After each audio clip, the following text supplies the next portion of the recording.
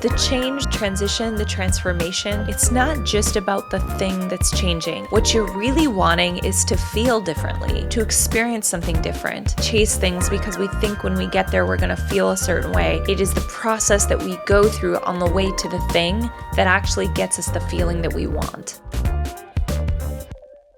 I would like to talk today about transition, about times in our life where we're going through change.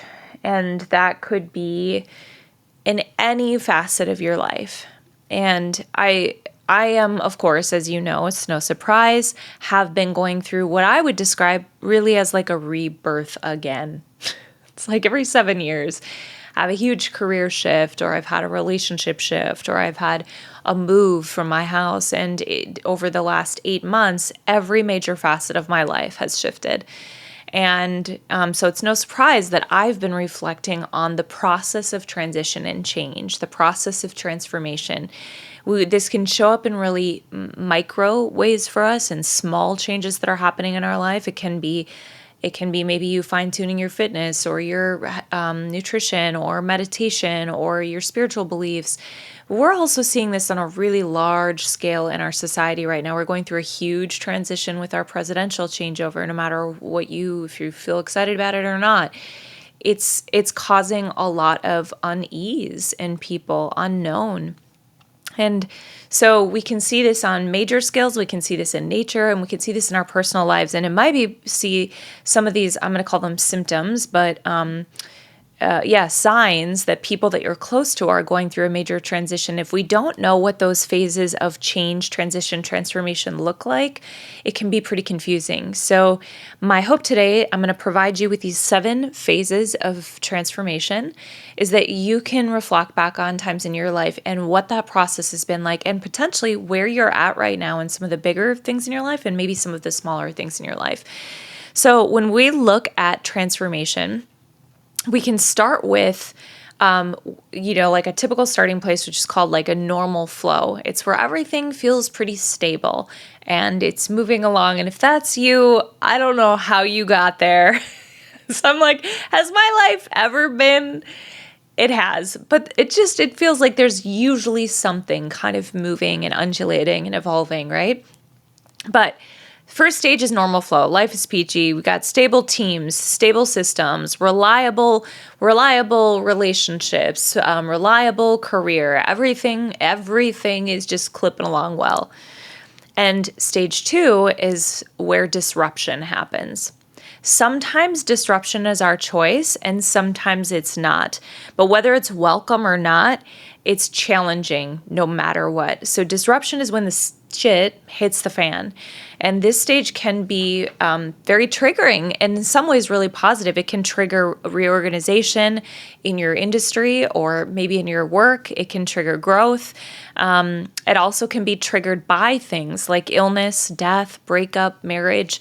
So you get the idea. Disruption is anything that interrupts the normal flow. And during this phase, we're getting hit with shock. It's like the shock of the challenge it's hitting us. We move into phase 3, which is lovingly called mayhem. Welcome to mayhem and confusion. So this initial shock at this point might still be existent, but now you're having the reality start to set in that this thing is actually happening, that this is your life that you're living in. And normal day tasks can be tougher to complete. You might be confused. You might feel out of sorts. You might be making some decisions that you wouldn't have previously made. You could be feeling tired, irritated, depressed, angry.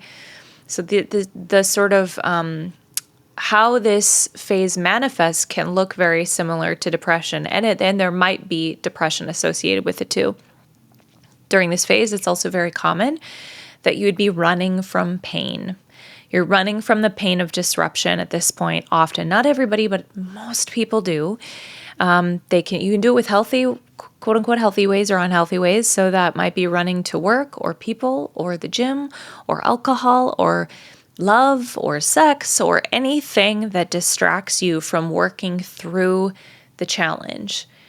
It is so common that we want to escape the pain, whether we're doing it consciously or subconsciously. And a form of escape might even be numbing, just numbing emotionally. We talk about that in a lot of these episodes, that we think we're fine because we're numbing. My experience has been, and I've seen a lot of people, that eventually the things that we numb or we shove down or we run from, they catch up to us. And so if you're in this phase right now, my encouragement would be to you to face the pain, to work through it, whether you need to get help through a friend or a therapist, or it's journaling and processing on your own. And it might not be death. I mean, that's a real thing. It could be grief of something big, like the death of something. But it could also just be, somebody in your job quit and you've got to hire, and you're annoyed because you've hired for that position 3 times in the last 2 years. And so you're just avoiding it and avoiding actually looking at the bigger picture, the bigger challenges, because there might be a bigger challenge. Maybe it's you. Maybe it's the structure of the position. Instead, you're just kind of like, okay, well, let's just keep going. We're just going to hire this thing. So be mindful, because we can be really tricky with ourselves at convincing ourselves that we're not avoiding the pain of the real problem. But when we slow down, often we realize we've been running from really dealing with the root of what's happening. Okay, that is phase 3. Phase 4. This one can be confusing to the people in our world. We move into a form of hibernation. So the day-to-day chaos and confusion has for sure taken a toll on you at this point, and the shock of stages 2 and 3 are starting to wear off. But this is the point when you go dormant. You hibernate. You get in a quiet cocoon. So I know it's pretty cliche, but you know how a caterpillar transforms. They have to go inward. So in an organization, in a healthy, and I think this is a very healthy, necessary phase that, again, when we're in phase 3 and we're trying to avoid it, we might just try to bypass this hibernation phase. But this is when we really start to do the inner work. It's a critical phase of facing our fears, shames, old version of ourselves, guilt, shadows. It's a time when we are needing to consider letting things go, letting old patterns go, letting old limiting beliefs, ways of thinking, maybe letting relationships go. But we need to do the inner work to discover what is happening. And in an organization, this could look like a team really starting to dive in and investigate and pause and slow down, just slow down to speed up. But we've got to really start processing and looking at what's happening. So if it's on an individual level, we often during this time instinctively know that we need to separate ourselves from people. We need to create this space. We need to create a cocoon, a safe space where we're not entrenched with old people and old patterns, and we can really discover and change who we are.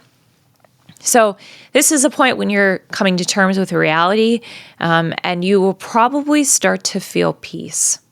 So this is the value of talking through all of the phases, because if you're in phase 2, if shit just hit the fan for you, there will come a day when you'll work through the hard stuff and you will feel peace again.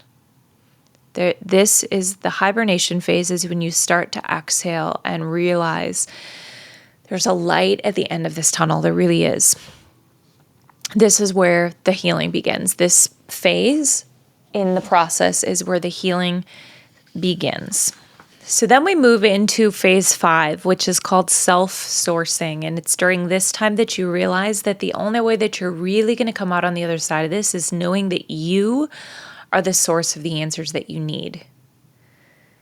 It's really easy to be during this phase looking to everybody else for what their opinion is. And I am a huge believer of having sort of a cabinet of people around you, a wise counsel that you can go to and hear perspective, because we all have blind spots. So hear me on that. I think it's important that we do that. But at the end of the day, you have the answers that you need in order to work through this problem. You know what you need to shed, what needs to be let go of. You know what your potential is. You know what your team's potential is, what your business, you know what the potential is of the relationship. You know it deep in your gut. And I know that you know it. If you don't know it, if you don't feel confident in your knowing today, you can borrow my belief. I know that you have everything that you need. And so it's during this phase 5 that you start to realize that you are a source of wisdom, of intuitive knowing, of power, of the ability to navigate this challenge and come out on the other side stronger than you were. So you get what you need by finding it from within. And your instinct during this phase is going to bring you back to self. So clarity during this time is going to show up in a variety of ways. That includes self-reflection, journaling, meditation, getting in tune with your body. It's no surprise that I would say that. Oftentimes we run from our pain by staying in our mind. And so our mind loops. It creates anxiety. It creates depression. It creates this sense of feeling stuck. It's partially we were avoiding the pain that resides in our body that we need to move through. So it's during this time that it's really important that we're getting back in touch with our body and paying attention to what it's speaking to us in symptoms and cues and in butterflies and our gut, the way it literally feels, the feelings like sensation of it. Also, just paying attention to your dreams. Your subconscious is really powerful. I believe it's connected to a higher source. And so it speaks to us symbolically often through our dreams. So what's happening there? What is your mind trying to work through and resolve and solve for you? We're digging up the earth at this point. That's what I like to say. We're asking questions that at one time you might have been too afraid, too ashamed, moving too quickly to even pause and ask. So whether it's at work and you're going, hey, let me slow down and really investigate and ask the real questions that we haven't wanted to ask or had the time or made the time to do. It's the same thing in your personal life. This is when you're really digging up the earth. You're really getting courageous with yourself and what you know to be right and true. And as we're moving into or transitioning into the next phase, this is also a time when you're going to start feeling this sort of fight rising up in you. It's a fight to protect your change. It's your new ways of thinking, acting, habits. It might be a new venture in your business, something that you're putting out there, but you're feeling a fight. And if we bring it back to the butterfly analogy, you all probably know, I'm sure you could Google a video on this. Before the butterfly breaks free of the cocoon, it starts flexing its wings. There's this fight that's happening that is strengthening its wings so that it can break out. And once it does, it can fly. It's no different with us. There's this sort of flex of muscle that starts to happen, but simultaneously we're still protecting the change. And that's really important that as you're sharing with people, whether it's personal or professional, about what the transition is, what the transformation is, there is an element sometimes of us needing to protect. And maybe this goes back to the hibernation phase. But I think it's important to note, because if you have somebody in your world that's going through this transition and they're hibernating and they're in this self-sourcing phase, it might look like they've cut you off out of like in a rude way, but oftentimes maybe they've cut you off because you're not for them anymore. Maybe they're outgrowing you. Ooh, I hate to say it, but it's true. So you could choose to grow with them.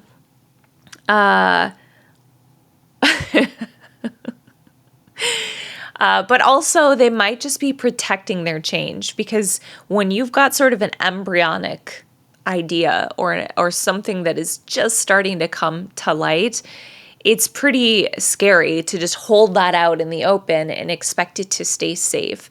So, and some of those ideas in us might be ones that we don't birth, that we don't bring all the way to fruition. And so it may not be worth exposing it out of the gate. So anyhow, this is a time when we're still sort of protecting what is happening, but we're building these muscles to break out and get ready to come into the next phase, which is integration. So phase 6. Integration is when we start to see the new, like with more clarity, we start to see the new possibilities and pathways. So the habits are changing and we're starting to integrate new tools and new insights that we've learned from the past 2 phases. And we're starting to slowly unfold. So whether it's slowly unfold these bits of ourself that we have grown into and are changing, or maybe we're still slowly starting to unfold the vision for whatever the next chapter is in the business. But this is slowly starting to come forward, and you're getting ready. You're kind of feeling yourself walking up to the edge of the cliff and take that proverbial big leap. You can feel the change happening and you're right there, but you're not quite ready yet. And that's that kind of, there's nothing like that place when you're standing at that cliff. And sometimes you're jumping into a really exciting new venture, and sometimes you're jumping out of something that's really hard to leave. And you know that once you jump and pull the ripcord and the parachute comes out, that there's no like putting the parachute back in. There's no putting the conversation back in your mouth. And if you're there today, if you're at that precipice, getting ready to take a leap, I'm with you in spirit, and I'm reminding you today that you have everything you need. You have the words, you have the courage, you have the strength, you have the ability. And when you know that you know, that you know, that you know, that knowing is your power. There's nothing left to do at that point but to jump. So you got to jump. You don't have to jump, but do you want to keep living the way you've been living? No, don't talk yourself off the ledge. Jump. Okay. And once you jump, you're into the next phase, which is newness. It's phase 7. This is when you can take a breath and realize you did it. You did it. You did the thing that was so hard to do. The fight wasn't for nothing. You know, at this point, when you're at that cliff, if we back up to that place and you're getting ready to jump, you've worked really fucking hard.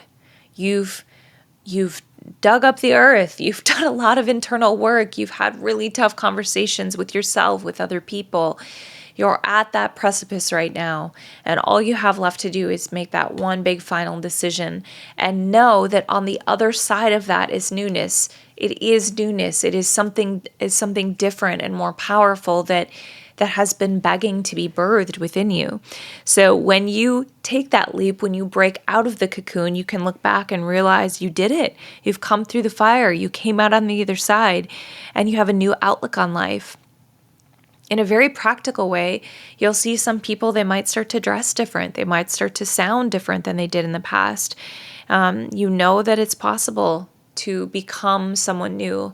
And if you know me at all and what I believe, that all of this isn't just about, it's not really about the circumstance. It's so important. I should have started here. But the change, the transition, the transformation, it's not just about the thing that's changing. In fact, it's very rarely about the thing that's changing. It's about you changing, you becoming somebody new, and feeling the way that person feels when the circumstance has changed.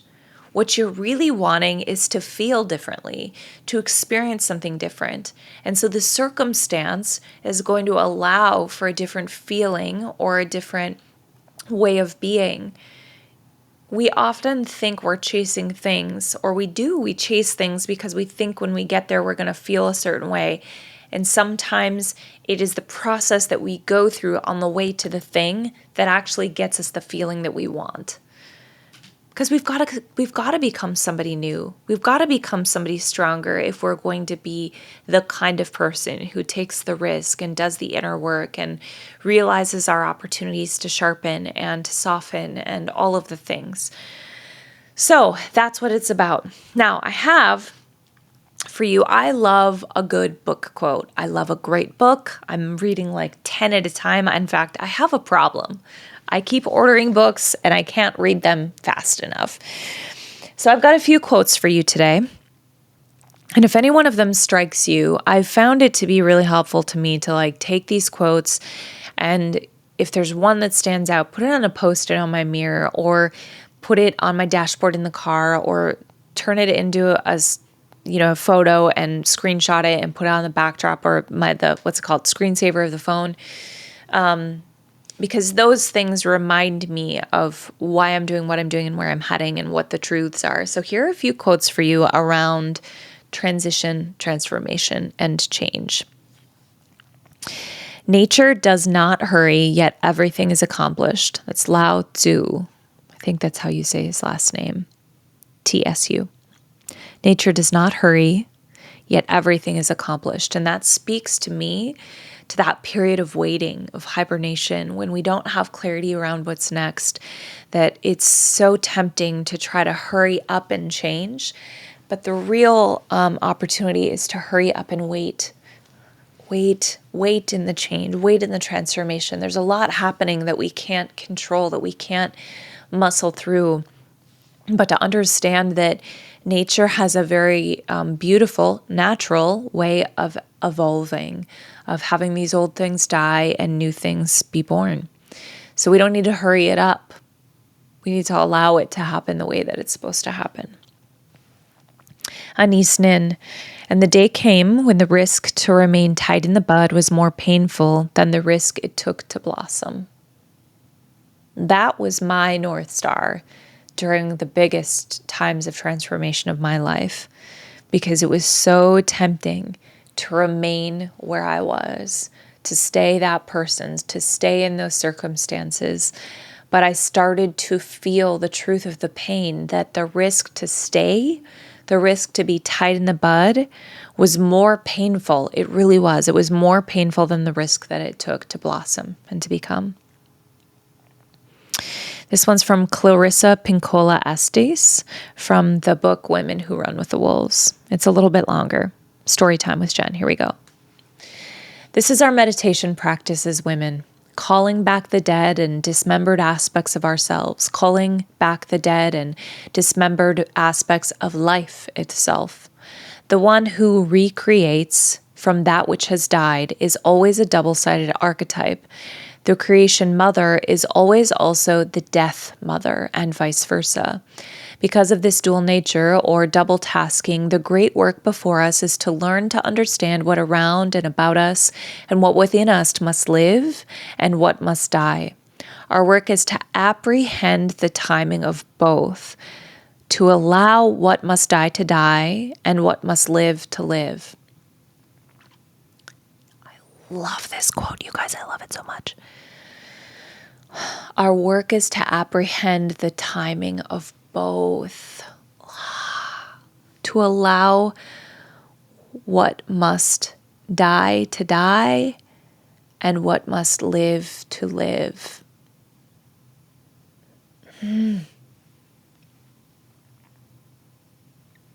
This one's so huge to me. We so often hold on to things that are dying. We just hold on by like our nails and we cling to it. And our work is to apprehend the timing, to know the timing, to know and to let the thing die when it's time to die. We only cause ourselves and the people around us and our society and our working environments more harm when we hold on when it's time to let the thing die. We also must let live what must live. So oftentimes there are things in our life, I think, that have been begging, they've been just like crying out to be nourished. A creative project, a new potential relationship, a softness within yourself, that there are these different aspects that need to live that are withering. They're withering and they're just like, they need a breath, they need air. And so we must apprehend the timing of both. So what in your life needs to die and what in your life needs to breathe and be born? Okay, a few questions for reflection for you. Look at the person next to you. We always used to say this in church. I went to like a Pentecostal church for years, and they'd say, turn to the person next to you and say, amen, sister, or something like that. So you can turn to the person next to you and say, grab your pen and paper. Here's a couple questions to reflect on after we leave Mini Bang Church. All right. I already gave you the two. What's something that is asking to die so something new can be born? What are you gripping when life is asking you to surrender? What old story keeps pulling you backward? What wisdom lives in your discomfort, in that pain, in that cycle of transformation? What wisdom is in that place for you? What becomes possible if you trust this timing? Where is not knowing actually protecting you? What are you being prepared for? How might this waiting be the work? What could releasing control create magic? Where could releasing control create magic? What version of you is being birthed? How is transformation serving your evolution? Oh, I could cry. What if you're exactly where you need to be? My friends. What if you're exactly where you need to be? We resist, but what if you're exactly where you need to be? Okay, this is why I'm doing this. Gosh darn it, guys. I wish I could see you right now. I feel so much love for you. I feel so much gosh dang love for you. All right, I'm with you in whatever your transformation is, and you're not alone. Everybody goes through this stuff. This is the nature of life. This is natural. This is normal. You are where you're supposed to be right now. Thank you for joining me. Thank you for joining me on the whole shebang. That's all I have. Have a great week. I love you. Goodbye.